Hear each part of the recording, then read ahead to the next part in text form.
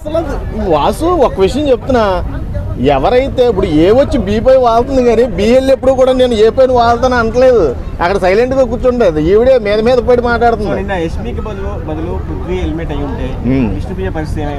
విష్ణుప్రియ పరిస్థితి డేంజర్ జోన్లోకి వెళ్ళింది.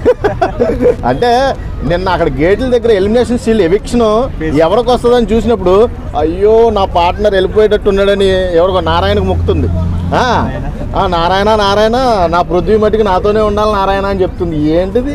ఏంటన్నాను మాకు ఇలాంటి కంటెంట్ కోసం మనం ఎదురు చూసేది. పృథ్వీ వెళ్ళిపోతే ఐఎమ్ వెరీ హ్యాపీ.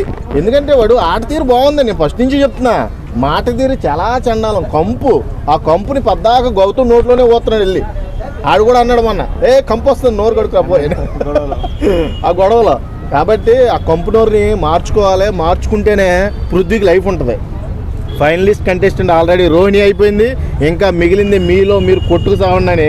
మీరందరూ ఉన్నారు మగపిల్లకాయలు. ప్రేరణ కూడా ఎలా అయినా సరే ఫైనలిస్ట్ అవ్వాలి ప్రేరణ, నేను కోరుకుంటున్నాను. ఎందుకంటే ఎన్నో తప్పులు చేశారు, ఎన్నో ఒప్పులు చేశారు, గ్రూప్ గేమ్ ఆడారు, అన్నీ చేశారు.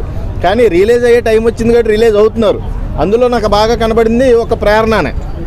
యష్మి రిలీజ్ అయ్యే టైంకి ఆప్షన్ లేక ఎలిమినేట్ అయ్యింది. ఇప్పుడు రిలీజ్ అవుతుంది కాబట్టి ప్రేరణకి బజ్ ఉంది. ప్రేరణను కొంచెం ఫైనలిస్ట్గా చూడాలని నాకు కూడా ఒక ఆశ ఉంది. ఇంకా గ్రూప్ గేమ్ ఇంకా ఉందంటారా? ఎవరెవరు గ్రూప్ గేమా? లేదులే, గ్రూప్ అంటే ఒక 3-4 కలవాలి. ఆల్రెడీ చీలిపోయింది గ్రూపు, ఒక ఇద్దరే ఉన్నారు కాబట్టి అంత గ్రూప్ గేమ్ ఏమీ అట్రాక్ట్ చేయదు. ఇప్పుడు ఒక ఇద్దరు వల్ల ఫ్రెండ్షిప్ అంటారు కానీ గ్రూప్ అనరు.